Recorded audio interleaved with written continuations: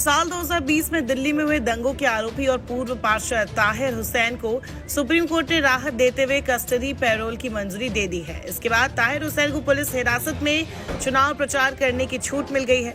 ताहिर हुसैन दिल्ली की मुस्तफाबाद सीट से AIMIM party के टिकट पर विधानसभा चुनाव लड़ रहे हैं।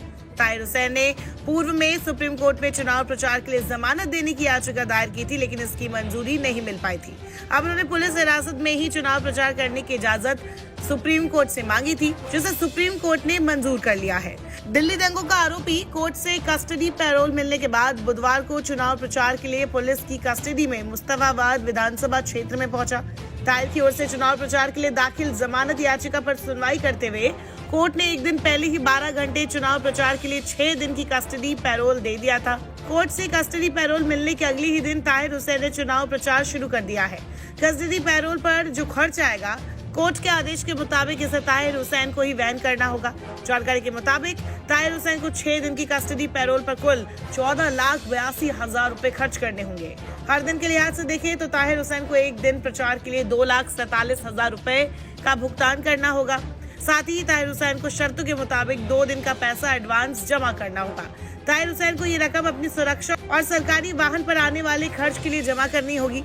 एडवांस पेमेंट करने पर ही ताहिर जेल से बाहर आ सकेगा।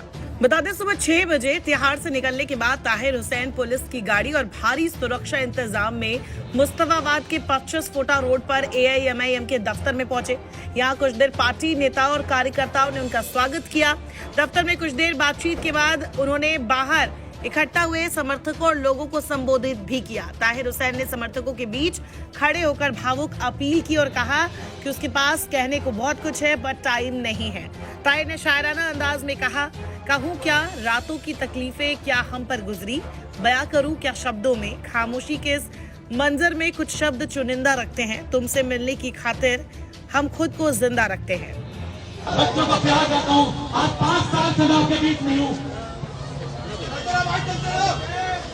मेरी बड़ी मजबूरी है कि आज की मुलाकात मेरी आपके साथ सिर्फ आंखों से ही होगी, हाथ मिलाने की, गले लगने की अभी थोड़ी दूरी बाकी है, जो 5 तारीख को आपको पतन का बटन दबाकर दूर करनी होगी।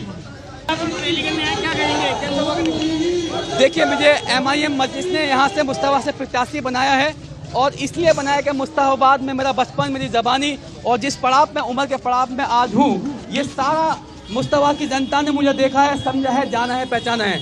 आज से पहले तमाम पार्टियों ने मुस्तफाबाद को हर तरह से दरकिनार रखा हुआ है। न यहाँ कभी कोई लोकल प्रत्याशी दिया, न यहाँ कोई काम कराया। यहाँ की सड़कों की हालत आप देख रहे हैं। ये जाल देखें, आप तार के जाल देखें, किस तरह से जाल बिछा हुआ है कि कोई हादसा यहाँ हो जाए तो शायद यहाँ कोई बचाव के लिए कोई सरकारी संसाधन या फायर ब्रिगेड या कोई भी महकमा यहाँ पहुँच पाएगा। ताहिर को चुनाव प्रचार के दौरान अपने खिलाफ केस को लेकर किसी भी तरह की कोई टिप्पणी नहीं करने और गवाहों से नहीं मिलने की हिदायत दी गई है। ताहिर को कस्टडी पैरोल के दौरान चुनाव प्रचार की अनुमति है, लेकिन वो अपने घर भी नहीं जा सकेगा। चुनाव प्रचार के बाद उसे हर रोज जेल वापस लौटना होगा। सुप्रीम कोर्ट ने ताहिर हुसैन को एक दिन पहले ही शर्तों के साथ चुनाव प्रचार के लिए कस्टडी पैरोल दी थी। कोर्ट ने स्पष्ट तौर से कहा था कि ताहिर ना तो अपने घर जा सकेगा और ना ही कोई प्रेस कॉन्फ्रेंस करेगा। ताहिर को इस दौरान अपनी पार्टी के कार्यालय आने जाने के साथ ही चुनावी गतिविधियों में हिस्सा लेने की इजाजत होगी। आपको बता दें, दिल्ली की 70 विधानसभा सीटों के लिए 5 फरवरी को मतदान होना है, जिसके लिए 3 फरवरी को चुनाव प्रचार थम जाएगा। इससे पहले सभी कैंडिडेट और सभी राजनीतिक दल जोरों शोरों से चुनावी प्रचार में जुटे हुए हैं। नमस्कार, मैं हूं मानक गुप्ता।